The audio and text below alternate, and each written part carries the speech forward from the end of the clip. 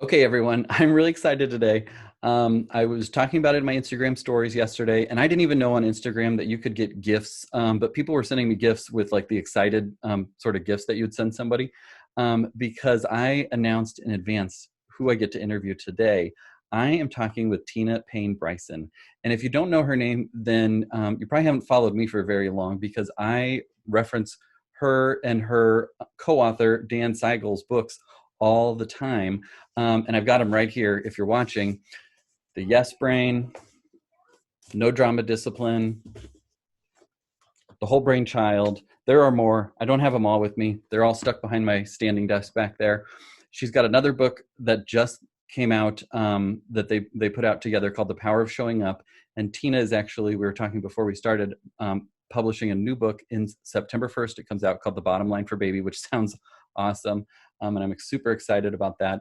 But she is somebody that I have wanted to get on this podcast for ages, and I'm super excited to get to talk with her. I won't even try and do justice by introducing you. But I will say that when I told my wife yesterday that I got to talk with you today, she was actually quite jealous. And I love Catherine, but she is difficult to impress with podcast guests name dropping, but she was impressed when I told her that I got to interview.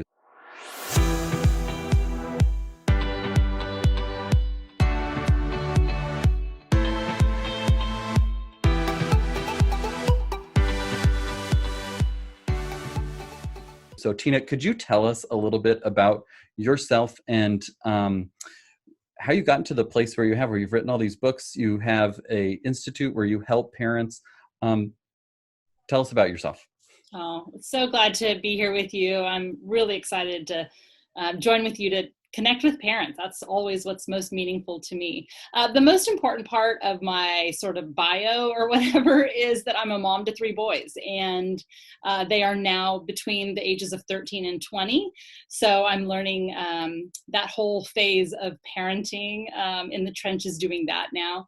But yes, I am the founder and executive director of a place called the Center for Connection, which is a place that I founded about 4 years ago because I'm a trained child and adolescent psychotherapist, but I find that the way most mental health practices work actually focus so much on behavior and symptoms instead of really peeling back the layers to figure out what's happening and to really look at the role of relationships as they relate to a child's emotional and behavioral world. And so I created the Center for Connection so that we have an interdisciplinary team so we can truly peel back the layers for where a kid is challenged and provide them experiences to change how their brains work. And so I'm excited about that.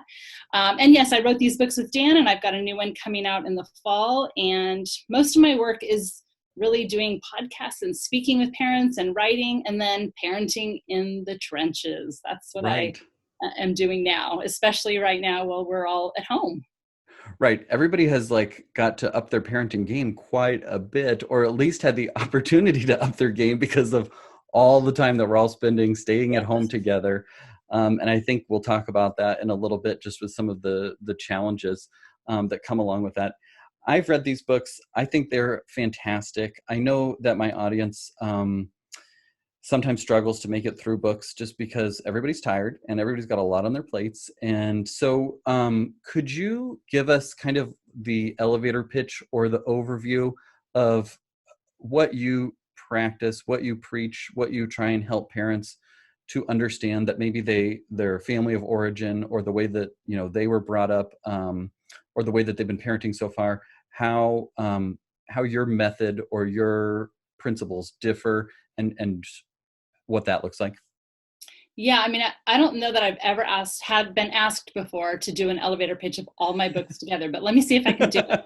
You've got one sentence. I mean, it really is honestly like what I'm about to say is going to sound really simple. And it is simple. It's not always easy to do. But here's the bottom line across all of these books that I've written with Dan. And that is that experiences change the brain. And so as parents, we are not just influencing the minds or the characters or the behaviors of our kids, but the actual architecture of how their brains get wired. And the most important experience that we can provide them in terms of how that brain gets wired is their relationship with us. And, what we say in The Power of Showing Up is that 50 years of cross-cultural research clearly shows that one of the most important predictors for how well a kid turns out is that they've had what's called secure attachment with at least one person.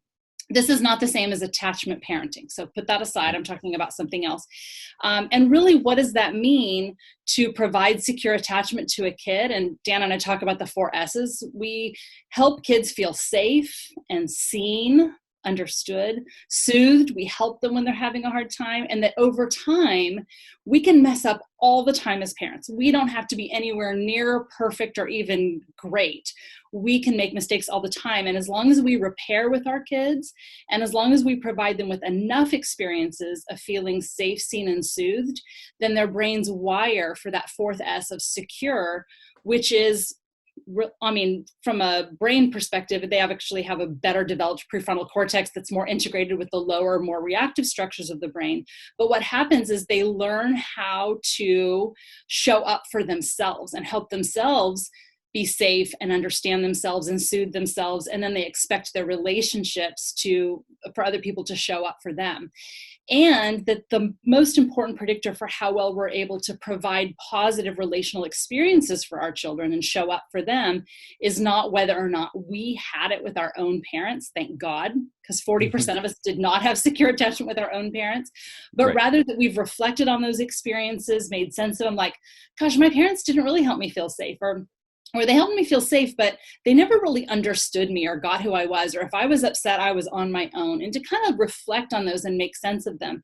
So if we think about parenting as a journey for really when we find ourselves parenting in ways that don't feel good or that aren't productive, or we're like, why did I just, I have a story in my family where I got really frustrated with my boys. We were playing Yahtzee, and I got so frustrated, I threw the dice across the room, and we now refer to it as the Yahtzee Incident, right? That when we have these ruptures in our relationships with our kids, these are actually opportunities and invitations to say, okay, what's that about for me? Is it just that I'm so tired and I haven't peed and I haven't eaten anything in 6 hours and I'm tired and that's why I'm kind of like fragile emotionally right now? Or is this something about my past that I haven't yet looked at? So I think the other final thing I'll say in terms of pulling this all together is that the science to me is very clear that when kids are at their worst, which often looks like really bad behavior, that's when they need us the most. Mm-hmm. And so when we think about discipline and discipline problems, those really bad behaviors are often the child's expression of a big stress response, or they're communicating to us, I don't have skills in this area yet. And so again, every time our kids are at their worst and falling apart, that's a moment we can really show up for them and really help them not only build trust with us, shape their brain, but also use it as an opportunity to build skills. And we can mess up all the time. So that's sort of like inherent in all of that too, is this is not about perfection. It's about showing up in the moment, comforting our kids when they are falling apart. And I think those are the 3 main keys across all of my work. Well, it took more than one sentence, but I do think that you summed it up quite well. And I will give you like 3 sentences per book, and then you were probably right on the sweet spot there. That is such a great summary. And I'm glad that you brought up those S's, because that's something that I try and teach parents as we go through. Like, you can mess up a lot, like you said, but if you can make them feel seen and safe and soothed, then they will be secure. And so I really like that you brought that up. And I do think that, everybody should go read these books, obviously. But that is a really good summation of the bottom lines across these different books that you've written. And it sounds like what you're saying is you don't have to be perfect. You can have emotional baggage. You can have baggage from how you were parented, or the different experiences that you've had, but that if you can show up for your child and be present and understand the issues that you have as a parent and help your child understand themselves and what they're experiencing, then things will go smoother. You will have a child that grows up secure, attached, and in a more healthy way than otherwise. That's right. What comes with all of that is resilience and problem solving and emotional regulation and all the things that our kids really need to survive in the world, and that we're having a hard time seeing in a lot of kids as they're growing up right now. Well, I think that's a worry of parents that I hear frequently too, is I'm trying to do the best that I can, but I have no idea if I'm doing things right. And I don't know if they're going to turn out right, or they're going to be the kid that robs the liquor store when they're 16. I just hope I'm doing things right. And having some principles and values in place means, okay, I can't 100% confirm that they're not going to rob a liquor store when they're 16, but I have done everything that I can to set them on the path to resilience and to self-regulation and to being a kind person. Um, and then we'll just go from there, rather than just kind of, ooh, crapshoot. I hope I'm doing things right. I hope they turn out right. Um, so I love that about it too. Is like, once you have and understand these principles, you can go forth and put them into practice and Yeah. know that you're doing a good job and that they'll turn out the best that they can, or as good as one would expect, based on those things, and it's not just a complete crapshoot. That's right. And I just want to say one other thing before you move on, and that is that, I've read a million parenting books. I've studied this. I have a PhD, and I'm well educated in parenting. And all the time as a parent, I'm asking, is this the right thing to do? Is this going to accomplish the goal? Is this working? Is this the right thing?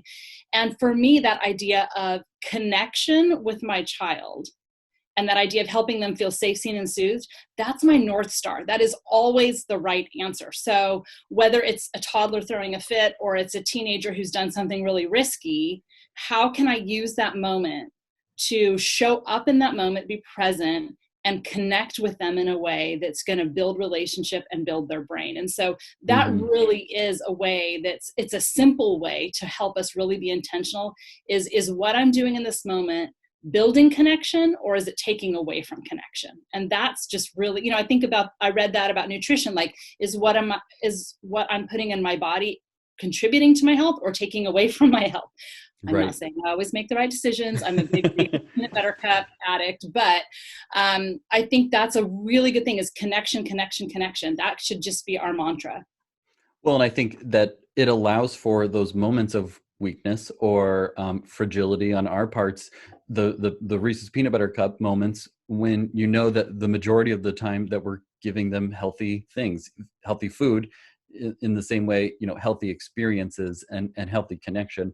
If we have those Reese's peanut butter Yahtzee incident sort of Right. moments, that those don't define us or contribute to our overall emotional well-being or lack thereof. So, okay, you gave me a couple ideas on what you were saying, and I want to go through a couple of scenarios that I kind of pieced together from a few personal experiences with our children and my Instagram audience, giving me some ideas too.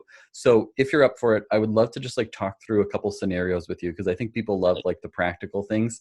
Yeah. What do I do? Um, What do I do? exactly. It's like, well, Yeah. that's great, but what do I do in this moment?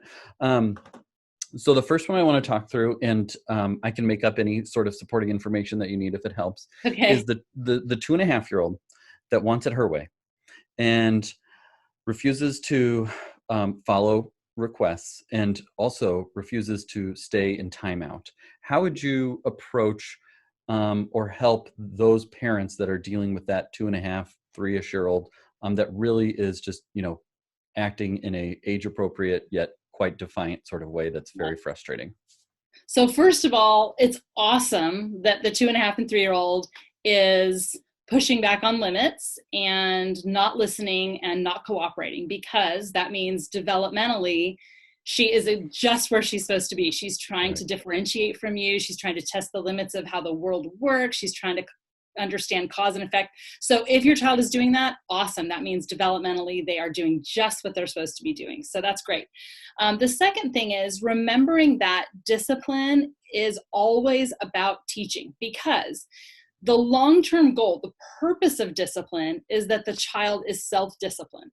So if you're an effective disciplinarian, and by that I mean teacher, you are actually, over time, as development unfolds, disciplining less, because if you're using every opportunity, and not every, but if you're using repeated opportunities as moments to teach your child and build skills, then they will have better strategies and better skills to handle themselves in the next thing. Now keep in mind, this takes time. I kind of want to coach a 6-year-old to respond to a parent saying, how many times do I have to tell you? I want to coach the 6-year-old to say, well, according to neural plasticity and developmental trajectory, it'll probably be at least 4 to 6 weeks of repeated responses before my brain has that.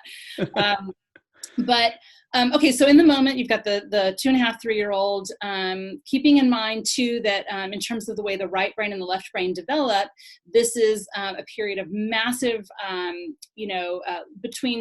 for a neurotypical kid between 2.5 and 3, you have this huge left brain growth spurt, and so they're really trying to figure out how the world works, what's the why, what's the cause and effect, and then you've got these big emotional tsunamis coming from the right hemisphere. So lots of big feelings about things that make no sense, like you cut my muffin in half, I want you to put it back together, and when you logically you can't do that, the world falls apart, right?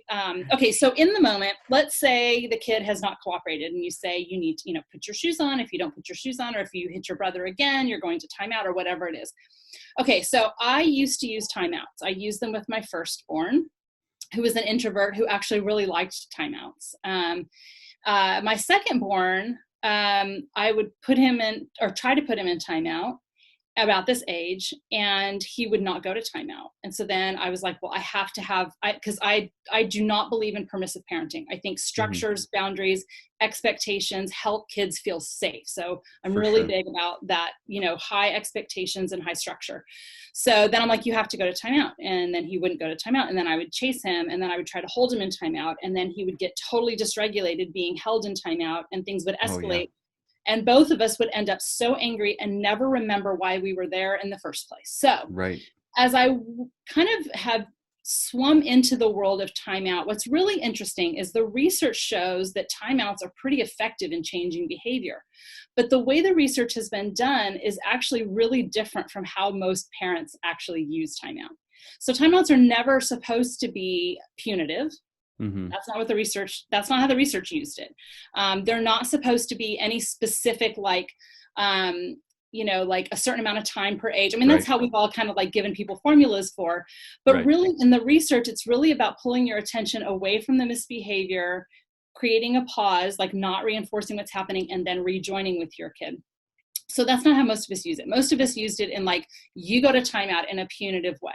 And what happens is when we send kids away from us, when they're young particularly, we can actually activate their attachment needs, because they most need to be close to us when they're in distress. So the bad behavior happens often because they're in distress. So what I found over time is that, certainly timeouts are way better than spanking your kid. And they're way better than screaming and yelling and humiliating your kid. I mean, they're far better than a lot of things. But I actually don't find them to be very helpful, because I thought about how, like, if my whole purpose is teaching, if I send my kid to timeout, it's like I'm expecting my 3-year-old to sit and reflect upon what he's done and how he might behave differently the next time. But no, they're sitting there reflecting on how mean you are to put them there and how it's their brother's fault in the first place. So I'm much more a fan of what we would call like a time in, which would be where you would move away from whatever's happening. Maybe the child is breaking something or hitting a sibling or whatever it is, and go and sit with the child. And when they're that young, I would address the feelings, address the behavior, and move the heck on. So I would say, let's say the child bit. Okay, let's just pick something like that. And say, you were really mad. Biting hurts, no biting. And then I would say, I think I hear a bird outside. Do you think we should go see if there's a bird? And I would move the heck on, because the kid's not going to continue to bite. You're addressing the behavior. You're trying to connect emotions. As they get a little older, 3.5, I might even start adding an additional piece in there, which is, when you're mad, what can you do? You can ask mom for help, or you can ask dad for help, or you can move your body. You can jump up and down to let the anger out. You can add in an additional strategy. But I'll tell you this, the bottom line, and I'm going to say this probably for all of your scenarios, there was a video that went viral just in the last couple of days on Facebook. I don't know if you saw it, but it's a little girl in her car seat, in the back seat, and she looks like she's maybe 4 or 5. maybe 4-ish, maybe 3. And she's in her car seat, and the mom is filming her while she's driving. So I have some concerns about that. But the daughter is spitting and kicking the back of the seat, and she's just completely out of control. And what I would say when kids, particularly when they're having a massive tantrum like that, is to remember that if discipline is about teaching, when your kid is raging like that and tantruming, they actually can't learn. The brain is either in a receptive state where they can learn, or it's in a reactive state. So they are almost like in a fight, flight, freeze, like a bear is chasing them state of mind. Right. So the first thing in the name of discipline is to soothe your child and get them regulated again so that you can address the behavior. So the first thing is getting them calm and regulated. And they often need us to help them do that. So they're having a stress response.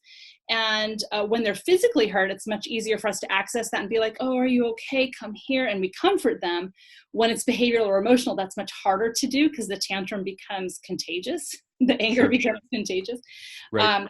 But actually much better in that moment to say, oh, you're having such a hard time. You're so angry. So that's what I would have coached this mom to do. Perfect. And goodness knows we've all had those horrible moments. I'm not judging this mom at all. I've yelled back at my kids. Like we've all had those moments. But what I would advise her to do ideally would be to say, oh, you're so mad. This little girl was mad. She couldn't have any gum. That's what the whole thing was about. And she was sitting and the mom's like, this is ridiculous. I gave you gum even an hour ago. Like, I just took you to the zoo. Like, why are you mad about gum? But to just say, you're so mad you didn't get gum. You're so disappointed and angry. I know it's so hard when we don't get things the way we want. You don't give her the gum, but you're really just joining with her in those feelings, helping her access the feelings, the words that go with them, and just soothing her until she's calm again, so that her internal experience and the mom's or dad's response to it is a match. If instead the parent says, that's ridiculous, you shouldn't be so upset about that, the child's internal experience and what the parent says don't match. So then the child either has to say, oh, I guess I can't trust myself to feed my feelings, or I can't trust my parent to know what's really happening. And they have to be able to trust us in order to survive. So they start disconnecting from their own internal experience. So I would just go with the feelings, comfort, soothe, soothe, soothe. And then once she's calm, I would say, gosh, when you were kicking the back of the chair and you were spitting, that was not okay. I don't like it when you do that. And you just really address the behavior, but only after they're calm and their brain is ready to learn. That's something that we have learned a million times over in the past week at our house, is if you just try to punish because you have a strong sense of justice, as most parents do, that like they did something wrong, they must pay, whether it be a timeout or loss of privileges or something like that, then nobody learns. But if you can comfort them, if you can show them that you understand their feelings, whether or not you agree with them, then they're able to say, okay, my mom gets it. And then at some point you can do a debrief down the road if they're old enough to be like, hey, remember earlier when you did that? That was really just like not helpful. How could we handle that next time? And then moving the heck on. I love that too. And we have a 4-year-old, and I will do trivia as a way to, or like kind of playing dumb on my part, like to try and move on. Like I'll throw out some like inaccurate trivia about Trolls World Tour or something like that. And she's like, whoa. I know I was mad about the gum, but do you even know what the trolls' names are? You got the trolls' names wrong. Like just something like that to help move them along, something that they like, and then to move forward from there with that. And then you can correct them and teach them down the road rather than trying to say, you did something wrong. You must be punished immediately. You must accept the punishment before we move on. If you don't accept the punishment, I'm going to escalate to watching a movie, to canceling our trip to Disney World, all over the stick of gum. Like it escalates to those levels where it's like, what else can I take away? And it's miserable for us. I mean, that is totally. And that's why we call the book No Drama Discipline, because, really when things escalate like that, no one wins. It ends up being a lose-lose. And I promise, when you take your kids' dessert away and everyone else is eating dessert that night, and your kid's sitting there looking at everyone else eating dessert, they're not thinking, gosh, I really need to reevaluate my choices. I really need to listen to my mom the first time. They're not. And I think actually when we just throw consequences at them without being really thoughtful, it often is counterproductive, because then all of their attention goes to how mean you are to do this to them, as opposed to what role and responsibility they have to do things differently. And Right. so I would really encourage all of us, like in the moment, to ask, what is it I want to teach here? And what's the most effective way to teach it? And when I started asking those questions, throwing a punishment or a consequence at my kid almost never was the answer. And I Right. found it was actually counterproductive. So like my kid, and I have permission to tell this story, but one time when my youngest JP was probably 4 or 5, he went and he got really mad at his older brother Luke and slapped him so hard he actually left a handprint on Luke's back. Like I could see JP's handprint. They Right. called it 5-starring. He 5-starred me because it like leaves the Familiar. 5 points of a Yep. star. And and so, in that moment, first I comforted Luke, and then I came around the corner and JP was just enraged. He was like, he was just like this volcano. And so I started with, first I made sure I was calm, because that's the very, very first thing we have to do, is make sure we're calm so that we can be the safe haven and the anchor. We don't want to join them in the chaos, because that just escalates everything. So once I know I'm calm, I can say, oh, JP, you're so mad. What happened? Come here. And he starts to tell me. And of course, Luke was definitely at fault to some degree at escalating things. And then I just said, oh, you're so mad. That made you so mad that he told grandma the punchline and you wanted to tell her. And I just rub his back and I soothe him and I calm him. Now, and then once he's calm, I can say, you really hurt Luke. And I let him go, ugh, and let him feel, ooh, that doesn't feel good that I did something I wasn't supposed to do, and allow them to feel that healthy guilt, which is very different from toxic shame, where I say you're a horrible person. I really just say, you really hurt your brother. And I pause and I let him feel that. That's a really good disciplinarian, is that feeling of, oh, I shouldn't have done that. So then I can say, when you have that feeling, that's so great that you have that. Your brain knows what's right and wrong. When you have that feeling, you should listen to it. That's so great. That's kind of a superpower. And then we talk about, it's okay to be mad, but it's not okay to hit your brother. So what could you do differently next time? And then the next question is, how can you make things right with Luke, and allow him to kind of do that. Now, if instead I had said, well, you clearly can't be with people today, so I'm taking away your play date this afternoon. Okay, let's say that's the direction I had gone, where I just throw out a consequence and a punishment. And he would go to his room and he would think about how mean I was to do this to him, because it was Luke's fault in the first place. He would take zero responsibility and would learn nothing.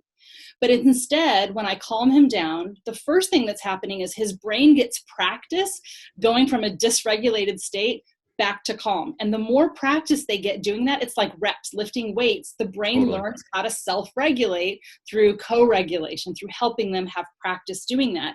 And then he feels bad about what he did. And then he has to go make things right with his brother. And he has to think about what to do differently the next time. I'm making him work really hard. His prefrontal cortex has to work really hard through all of that. And by the way, my kids think those reflective dialogues are a terrible punishment. They'd probably rather me just throw a consequence. Just take my ice cream, Mom, and let's not talk. Exactly. But I think that's key, because a lot of times what we do with these punishments and consequences are counterproductive. They make it less likely the child will learn anything. And then it's so much harder on us too. I think we do so much mental load as parents trying to figure out what to do to them for consequences. Make them do the heavy lifting. Like, say, this was not okay. What are you going to do differently next time? How are you going to make things right? And make their brain do the work. I think that's so great, because I think oftentimes parents feel like I have to have a consequence. I see a behavior, I have to have a consequence. What's the consequence? You're supposed to have natural consequences. Well, what's the natural consequence? I'm not sure what the natural consequence is. I'm stumbling. I feel like I have to have a consequence right now, or it's not going to stick, because, if my dog pees on the carpet, you got to make sure the dog knows it right away so they don't do it again. Well, kids are more sophisticated than that. You can separate the behavior and the issue from the time of the consequence or the time of the debriefing. They can be separated in space and time, so that you can let them calm down, help them calm down, and then down the road, reflect back on what happened, or help them work through that. And that does just take a load off of me as the parent, that, okay, I don't have to be on all the time, ready for the consequence. What can I take away? And then I ratchet it up, and now we're not going to the pool. and everybody's suffering. And I really was looking forward to going to the pool. And now we're not going to the pool Right. over something that was just, ridiculous, completely out of my control. And I just took away the pool. And now what are we going to do all day? And Right. I wish I hadn't done that, but I feel like I had to have some consequence. So Right. I think that is such a great approach. And I think that basically I had some other issues that we'll talk through, but I can tell it's going to be similar along those ways. But I think that framework is helpful for a 2-year-old, a 6-year-old, a 16-year-old. Everybody can benefit from Yes. having that kind of framework for working through those issues. That's right. And I think one of the things that we can think about is kids like take risks, and as they do things, as you know, I have teenagers now, and teenagers minimize risk and they maximize reward. That's just how their Mm-hmm. brains work. And there have been times my teenagers have made decisions that were not good and not safe. And so one of the, having those 4 S's is, and that idea of connection and making sure that the relationship is front burner and any particular behavior is back burner. But even around big safety things, to say to my child, I could scream and yell and be like, I'm taking this away and I'm taking this away and I'm taking this away, makes it less likely that my child will come to me and connect Sure. with me and have my input. So much better to say, my number one job is to keep you safe. And you made a decision that did not keep yourself safe. So the rains are going to come in because I'm going to keep you safe at any cost. And so Right. you're going to have more responsibilities, and we're going to be checking in on you more, and you have less freedom so that I can ensure your safety. And actually my kid can walk away from, they might be mad, they might not like it, but they feel loved, they feel heard. And I think, just thinking about the relationship and the connection as key, but that does not mean permissiveness. You're always still going to address the behavior. And Right. you're right, that whole idea of you have to do it right then or the kid won't remember, that's not even true for 2-year-olds. If a 2-year-old, Mm-hmm. is falling apart, she needs a nap.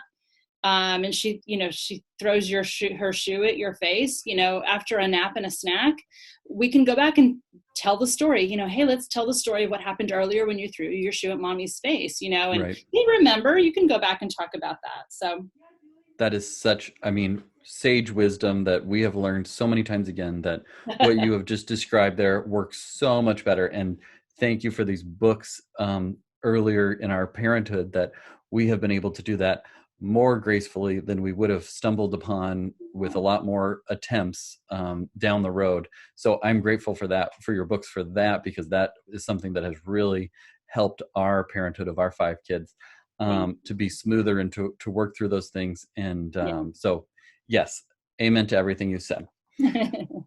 Let's take another scenario. Okay. We have a 9-year-old who just launched the remote across the room, broke a mirror because of some slight injustice, whatever. And you're in that scene in that very moment when the mirror breaks and he looks, and how would you handle that sort of scenario where you've got a little bit older kid, a little bit more severe issue? Yeah. So take that. Property damage. Yeah. Yeah, exactly. Okay, so my first question is, and rarely, you heard me earlier say, address the feeling, address the behavior, and move the heck on. Rarely do I give formulas because it so much depends on your kid and you and all these things. So can you give me just one more bit of information about how did the child respond when the mirror broke? Stopped, big eyes of, oh my gosh, I didn't mean to do that. And then, immediately the situation became much more real. It wasn't just our typical, Yeah. outburst, meltdown, the sort of thing. Yeah. And I asked that part because I had a kid who got so mad one time and slammed the door and the glass broke. And immediately the child just burst into tears and just felt horrible, that kind of thing. So yeah, stopping and kind of like, oh no, I didn't mean for that to happen. So what I would do is I would go over to my 9-year-old. I would try to, depending on how your child responds to touch, first I would take a breath and make sure I'm calm. The child has already had a natural consequence. Now, and I just want to just take 1 second to talk about natural consequences versus logical consequences. A natural consequence is something that happens just without anything you're doing. like a mirror broke, right? You didn't make the mirror break. Or if your kid leaves their bike outside and the bike seat is wet and then the kid's upset that they can't ride their bike, that's a natural consequence. A logical consequence is something we do to the child that makes sense given the crime, right? So like a logical consequence would be like, now you have to do jobs to earn money to replace the mirror. Okay, so that would be a logical consequence. But so there's already a natural consequence. The mirror has broken. He has already seen the impact for what his behavior did. And he probably feels startled and maybe even a little bit bad, but maybe not yet. Maybe still just angry and waiting. So I would go over, calm myself first, take a breath, put my arm around the kid and say, you got so mad. And I would actually kind of begin to tell the story. You got so mad. Do you want to tell me what happened? Right. And allow the child to explain. And then say, I know you didn't mean for that mirror to break. Did that surprise you? And I would do very little talking. I would ask questions and pause and allow my child to feel and allow them to work it through and talk about it with me. And then I would say, you know, it's totally okay to be mad, but it's not okay to throw things because people or things can get hurt. And you clearly saw that. You saw that happened. So what do you think we should do now? What do you think we should do about the mirror? And hopefully the kid says, well, I should clean it up. I should help clean it up. Or, you know, maybe we should get a new mirror. And you can actually like prompt them. You can say, you know, I have some ideas, but I want to see what your ideas are first. Again, making them do the work. Right. And then I would also add in that other piece, remembering that it's a learning opportunity. When you get that mad, what could you do differently next time? And, you know, again, depending on how patient your child is in that moment and how open they are, I might even say, when you were so angry right before you threw the remote, what did that feel like in your body? And kids are actually pretty good at doing this. Like they can say, I felt like I was going to explode. My whole body felt like it was red and on fire, or whatever they describe it, or it was like a volcano. And to say, okay, good, that's so good. You figured that out, because next time you have that feeling coming, you know, you need to let some of that feeling out, but in a way that's not going to be hurtful to things and to people. So, and then, you know, there are some strategies we can teach kids, like jumping up and down, moving their body, swinging, yelling into a pillow, asking for help.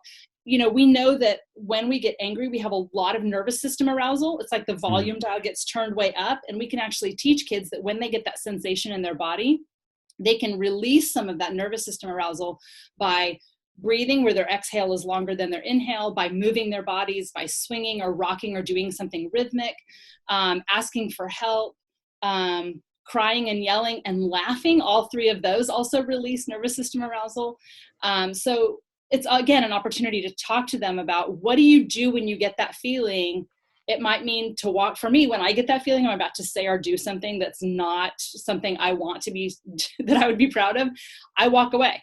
I go and I walk away, and I have to move my body. I like pace a couple times, like I'm out walking the neighborhood, you know, in my slippers, because that's what I have. But those are opportunities to do that. But your kid probably, they saw the consequence already. They probably already feel bad, and I would let them feel it and walk through a reflective dialogue. I think that's such a great approach. And I really like and appreciate how you clarified between natural consequences and logical consequences, because I think that is really helpful for parents to understand. And I think that is a really good approach for when you've, oh my gosh, what did I just do? Well, I didn't mean to do that.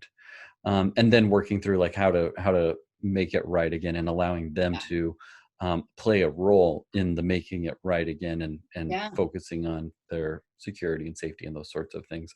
What and if just a really quick on that is, you know, and this is obviously different from trauma, but we know in the PTSD research that if something traumatic happens and you are passive and you don't do anything, you're actually much more likely to have PTSD and have more dramatic effects than if you do something. So that's just something we can dial it way back to this scenario, which is obviously nothing close to a trauma, but the idea that when you actively do something in a situation, it can build competence and confidence and mastery. Like that's a really great thing.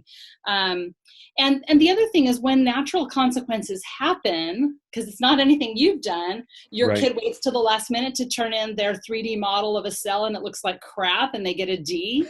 You know, they come home and you're like, you can give them all the empathy in the world. Like, you're so disappointed you got a bad grade about that. And, or it's so sad your baseball bat got stolen because you left it at the field. That's so sad. I Right. know you love that, or that really startled you when that mirror broke. And you can give a lot of empathy and connection in that moment, and they're still learning the lesson. So you get that connect before the redirect, really just by giving empathy. I love it. That is a really good approach too for dealing with those uncomfortable moments as well, and those frustrations on the kids' part, the solar system. That's a Oh my great gosh. one. So, one thing that you said there that I wanted to touch on too is I feel like a lot of what we're talking about today is the issue has occurred, and now we're talking about how we're going to address it next time. And for the Yeah. child, what next time is going to look like.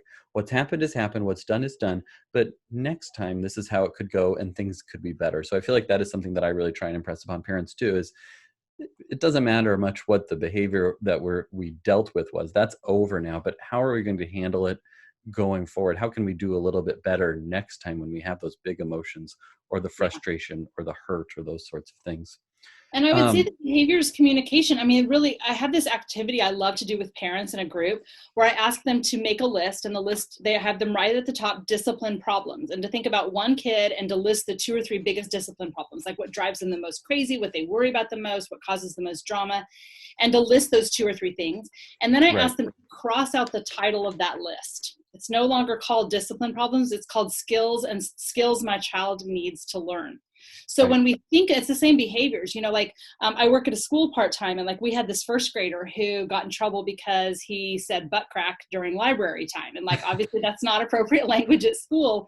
But Totally. if we think about this, that your kids are telling you with their behavior, they're like loud and clear telling you, these are the areas I don't yet have skills and strategies. And to some Hmm. degree, we may have unrealistic expectations developmentally. They may not be able to do that consistently, but really they're telling you, these are the areas I don't have skills in yet.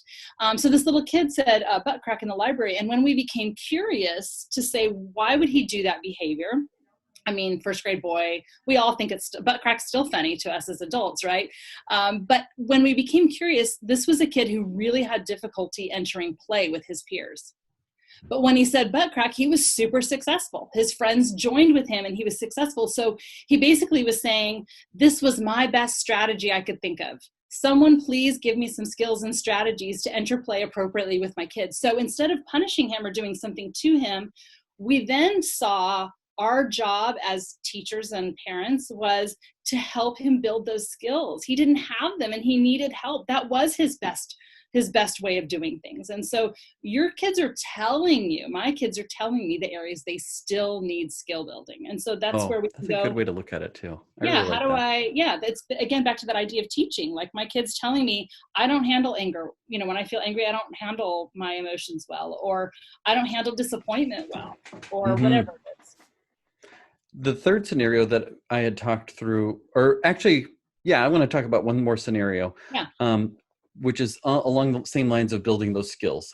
And this was a 6-year-old who melts down at the slightest discomfort, or this, just falls apart way easier and lacks the resiliency that one would hope for a 6-year-old. How do you help that child to just on a regular basis build those skills of resilience? Yeah. So 2 things. I mean, one is we want to make sure first, and this is why we always approach any behavior with curiosity as parents and as professionals. We want to make sure that what we're seeing is still in the window of what's developmentally appropriate. So for instance, if a 1-year-old has a meltdown every time I put her in a car seat, that's developmentally appropriate. But if a 6-year-old has a massive tantrum that lasts more than 20 minutes every time we go to put the booster seat on, for me, I would say, okay, that's outside of what I would expect developmentally. So I would want to Sure. be curious and say, okay, let's peel back the layers. She's having a stress response that's kind of outside of what we would expect. So I would want to be curious about what's causing her nervous system to go into these threat states over an everyday type of thing. So the Hmm. first kinds of things, I mean, I'd be curious about trauma history. I'd be curious, particularly with a 6-year-old, about sensory processing. I'd be curious about, even a discrepancy in some cognitive skills, like maybe a slower processing speed, but super gifted in other cognitive areas. Like Sure. there'd be things I'd be curious about. But assuming it's a kid that's just a more sensitive kid that has big feelings that'll serve her really well later in life, but right now it's a skill that needs to be built in terms of resilience and not being fragile. What we know is that what makes kids resilient is practice dealing with difficult things with enough support. Got it. And this is key, because when we overprotect our children and make everything wonderful for them, and we don't ever let them feel disappointment, or we rush in and make it go away or distract them, they don't get practice sitting in difficult feelings. So they stay fragile. Or there are some kids who need a little bit more support. In the Yes brain, we call this pushin' and cushion. So some kids need a lot more cushion and other kids need a lot more pushin'. But what we want to do is, and we know, again, in trauma, that what makes a difference for a lot of people between something that's traumatic and not traumatic is, was there someone who was supporting you and walking with you through it? So some kids might need a lot more touch and hugs and more time to calm down and a little bit more quiet, those kinds of things. So really, let's say she's disappointed about not getting to have a friend over, and she really wants to have her friend over and she can't have her friend over. Instead of the parent rushing to have a parent over or saying, you got to play with friends yesterday, and so I don't know why you're so upset about this. Better to say, to let her sit in the feelings of it with support, like, you're so disappointed, you really want a friend to come over today, and I'm right here with you while you're disappointed. So we allow her to feel it with enough support so that she can tolerate it without going into a massive threat response, right? Sure. So then she gets practice. She comes out of that and she goes, gosh, I mean, not consciously, but her nervous system encodes, that was an uncomfortable feeling. I handled it. I can do that. I can handle uncomfortable feelings. I can handle disappointments because I handled that, and I could tolerate it with enough support. And then as kids get older, they learn to do that with less and less support so that they can do it for themselves. Some kids need a lot more, I'm right here with you. And then I would say too, that if parents are sitting in it with her and she's staying in it too long, then it's okay to do the connect and then the redirect. And I, again, would say, hey, sometimes it helps me if I get out and move my body. But sometimes if you do that, you might have a kid who activates some oppositionality, like, I don't want to go move my body. Or, I have a kid who, when his blood sugar level gets low, he gets really moody, and now he's good about it. But when he was younger, he knew that. And I would be like, you need to eat something. And he'd be like, no, I'm not going to. Like, it became a battle. Yeah. So better instead of, for those kids to not announce, here's what we're going to do, like, we're going to go outside and move our bodies or whatever, is to grab a ball or a pillow and toss it to them, set food down in front of them, and just let something, let it unfold. If you throw a ball or a balloon at some kid, typically they will catch it instead of it just hitting their head. So get them moving their bodies and help them move on too. And if you put some food in front of them, typically it will get consumed. It won't just sit there. So yeah, totally same. No, I think that's such good advice, because it's allowing them to be in the discomfort and to experience that discomfort in a safe, secure manner so that they get more used to it, because that will help them as they grow up, as they experience more discomfort, to be like, okay, I'm okay with it. I had the training wheels, and now I can ride without having all of that support, and I can be resilient through these episodes of discomfort. Because, as you were saying, if you just protect them or distract them or give them everything that they need, then they don't learn that. And then eventually you're not going to be around to do those things. And they'll be without that skill set. Yeah. It's like reps, when we lift weights, we get strong. And it's so those emotional regulation muscles can be really weak if kids don't get practice dealing with those difficult emotions. And I think a big part of that for us as parents is it's really hard when our kids are unhappy and when they're in distress. That's painful for us, so we want to fix it. But part of that is learning to sit with our own discomfort and our own anxieties and our own fears and uncomfortability, and to sit with those feelings, knowing that feelings kind of come and go, and to say, gosh, I'm really feeling restless right now, or I'm feeling afraid right now. And that's just a feeling, and it's going to pass in a few minutes. So we have to start with our own emotional regulation muscles and learn how to, regulate our own emotions. And that's not always easy to do. Well, parents want to, I mean, you feel like your bottom line is, I always have to make sure that they're happy and feel loved and everything like that. So I want to take away any of those discomfort, those bad moments, and make them all better. But in reality, what that does is it just ill prepares them for life and for all the Yeah, different things that you won't have control over because they're at school or they're growing up or with friends and all those different things. So if instead you can be there with them through the discomfort, allow them to experience it in a safe way, then they'll build those muscles up so that they're more comfortable in those moments, when you're not there to make it all better. that's right. Ah, such good advice. Those scenarios played out perfectly. That was exactly what I was hoping that you would say and Oh, walk good. through with me and my audience. And I am so grateful for your presence online, your books, and the chance to sit down and talk with you. And literally sit down, like my legs are totally asleep. We've been talking for so long. I know. Um, but it's been Bill, can such a I say one pleasure. more? Can I say one Yes, more please. thing? In those scenarios, let's say you totally blow it. Let's say you end up screaming and yelling at your kid and acting more immature than them. Those again are opportunities to go. I guess number one is, if you know you're not going to handle it well, it's perfectly fine as long as your child is physically safe to say, I'm too mad to talk to you right now. I need to go calm myself down so we can have a productive conversation. That is really good modeling. So I do that. Sometimes Totally. I say, I'm too mad to talk to you right now. I need a minute. Or you don't know what to do or what to say. Say, hey, I need a minute. I just need to go think about how I want to have a conversation with you about this. That's perfectly appropriate. And the second thing is, let's say you blow it and you act crazy and immature and you flip your lid and you say now you can't swim the entire summer, or you come up with something ridiculous. Right. It's awesome, and it's actually good for our kids. It's beneficial if in those moments we go back to them later and say, man, I really blew that. I really wish I had handled that differently. I yelled. I probably had a scary face. I might have scared you with my voice, and I am so sorry. I wish I had handled that differently. Will you forgive me?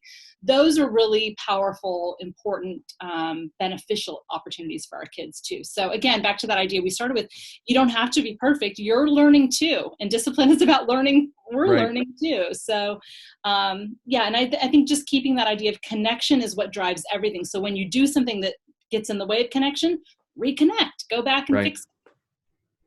And model too. And I love what you said there about modeling. Like modeling, I messed up, because if a child only sees their parent as the 100% correct authority figure all the time, then they're not going to relate with you. Well, my mom's perfect, my dad's perfect, they would never make that mistake. Then they don't relate to you. But if they see you modeling that, like, hey, I really blew it, I, like you said, I really reacted strongly, and I'd like to kind of talk about that and rediscuss the option of swimming this summer and Exactly. uncancel And our trip to Disney World.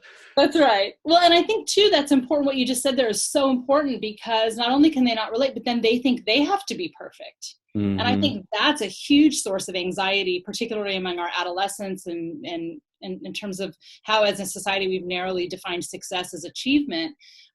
We don't expect them to be perfect. We shouldn't.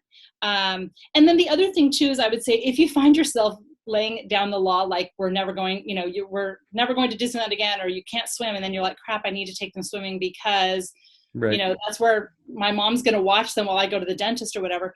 It's very different as a parent it's okay to change your mind, and it doesn't undermine your authority if you do it in a certain way. So it's very different to say, so your kid whines and whines and whines and whines, and you're like, okay, fine, you can have the bucket. Hmm. That's not okay. What is okay to say, so your kid's going on, and maybe you realize, who cares? Why do I care if they have the bucket or not? Like, Right. I told them they couldn't have it, but it's honestly not even, I don't care. To say, Right. you know what? I've changed my mind about the bucket.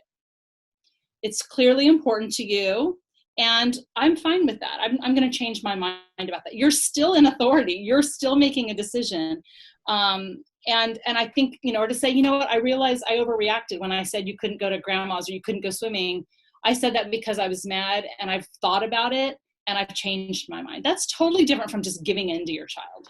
Oh, that's such good advice, because there are times when I have gotten locked into that consequence, Totally and I'm like, well, that was like the worst idea that I ever punishes had. Why you. would I, why did I tell them they can't have Disney Plus anymore? That was just, what was I Right, thinking? We're in a right, pandemic here.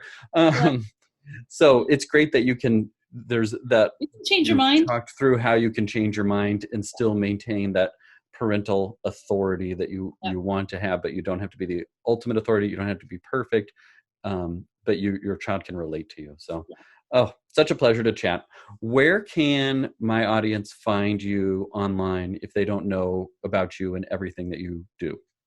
My website is tinabryson.com, and that's Bryson. And on there, you'll find links to Facebook and Instagram and Twitter, and podcasts. And I just recently did a little video, like a 2-minute video, about how we can really help our kids, regardless of if we're in a global pandemic or any other time, that we can use safety messaging instead of fear and threat messaging. And so I've put lots of things on there that are just really practical. So I hope that'll be helpful to everybody. That is, and that video in particular is very helpful. And I will make sure and link to your website and to that video in particular in the show notes so that people can easily find that and go from there. Well, thank you so much. I will definitely reach out and have you on again to go through more of these scenarios because it is so helpful. And I know that my audience has gotten huge, huge, huge value and so many mental mind shifts out of this conversation because I certainly have as well. So thank you so much. Thank you. And I hope we can have another conversation about my newest book that'll be out in the fall of 2020 called The Bottom Line for Baby. So I'm hoping you and I can have another chat and dive into that one. Oh, totally. She was telling me about that before we started recording, and it sounds awesome and something that I will probably keep on hand in my office to give out to parents because it will just answer so many of the questions that I get asked all the time. So that's awesome. I would love to chat about that. Thank you.